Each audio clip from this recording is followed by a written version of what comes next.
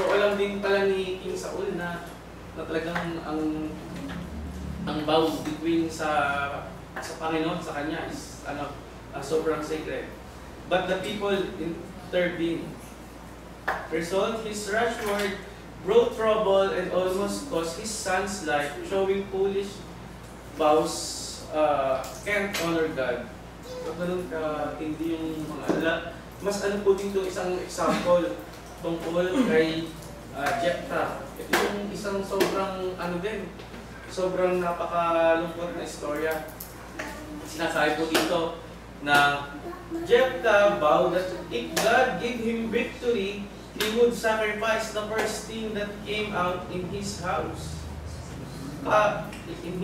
So yun yung mga salita na hindi na pinag-iisipan. Paano nga? Ang nangyari kasi dito, his daughter came out, his vow to rash and destructive. Siguro akala niya yung sasalubong sa kanya, sisiw. O kaya manok. Kaya sintak niya gano'n. Bakit gano'n? Result, it teaches us the danger of making promises to God without wisdom. Diba ang kanyang anak? Yung nangyari sa kanyang anak, no? So ganito yung importante ng isang kasunduan sa Panginoong Diyos na huwag natin paglalaruan, huwag natin siyang hahamakin sa mga bagay na hindi naman natin alam magagawa. At sabi nga po sa Ecclesiastes, sabi sa Ecclesiastes 2, do not quick with your mouth, do not hasty in your heart, to utter anything before God. God is in heaven and you are on earth. So let your word be few. So pinapakita po nila, huwag tayong pag-alistato sa ating mga salita. Huwag tayong pabigla-bigla.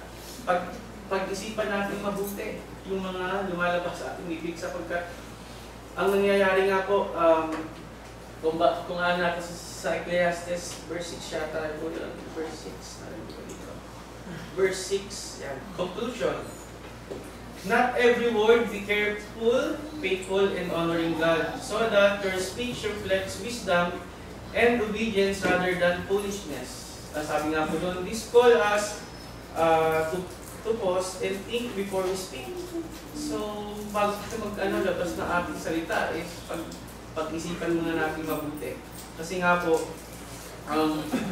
kung sa verse 6 dito, sinasabi dito, na kung hindi tayo makakapag-fulfill ng ating vow sa ating Panginoong Diyos, ito ay i-ano tayo sa kasalanan. Sabi ko nga sa verse 6, do not let your mouth lead into sin.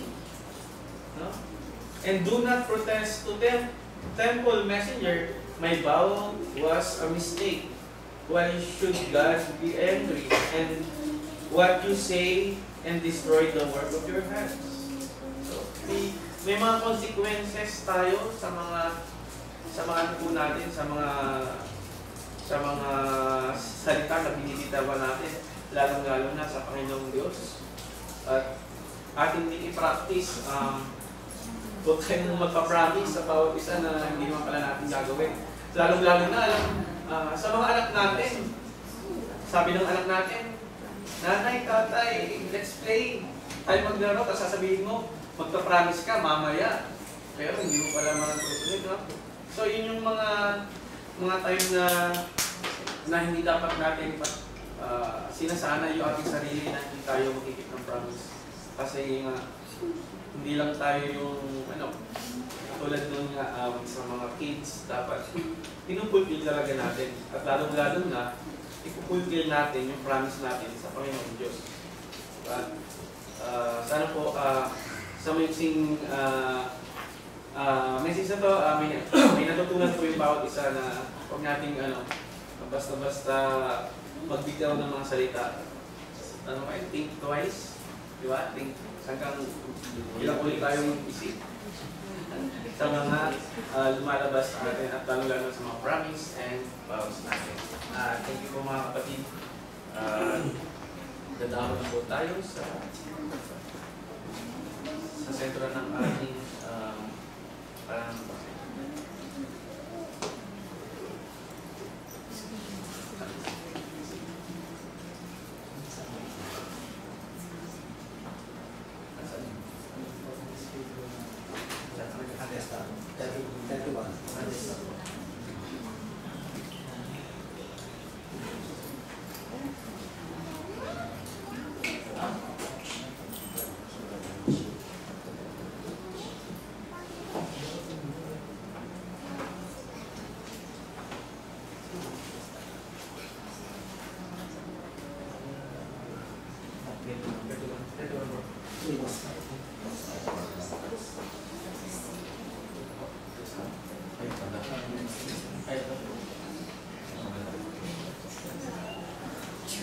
Ang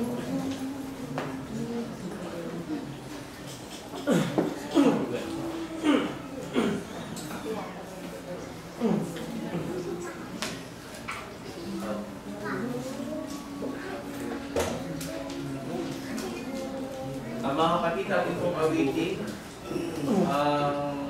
break thou the bread of life. Break thou the bread of life, dear Lord to me. Ready? Sing. Break thou the bread of life, dear Lord to me. As thou didst break the loaves beside the sea, within the sacred place, I sing thee, Lord. My spirit cries, holy, holy, living word. Bless the truth, dear Lord, to me, to me. As thou didst bless the bread by Galilee,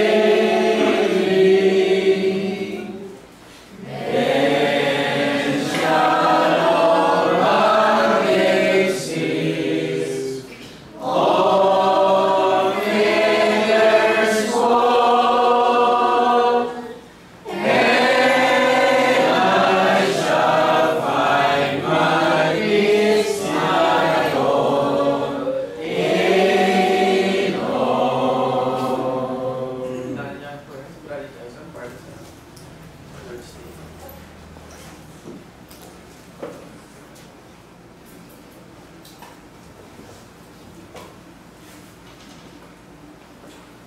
Good morning po sa inyo lahat. Salamat po sa mga aral salita sa pamamagitan po ng nagsalita po dito sa si Daddy Twitter po sa Bible study, sa sermon naman po si Brother Gilbert. Dadako naman po tayo sa pinakasentro ng pag-aala sa kamatayan at muli pagkabuhay ng Panginoon Yesus Cristo.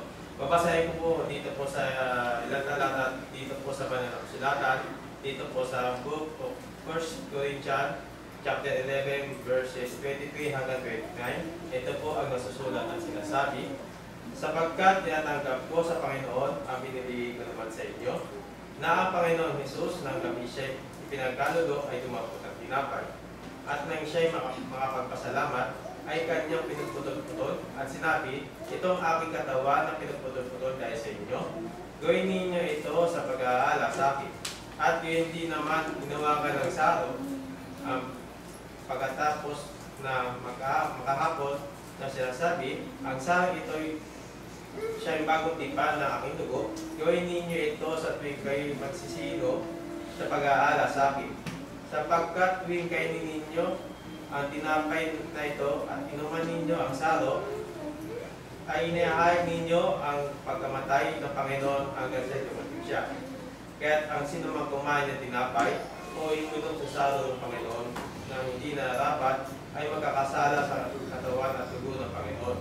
Dadapat siya sa atin ng tao ang kanyang sarili at sa kumain ng tinapay at uminom sa salo. Sapagkat ang kumakain at uminom ay kumakain at uminom ng hado sa kanyang sarili, kundi niya kinikilala ang katawan ng Panginoon.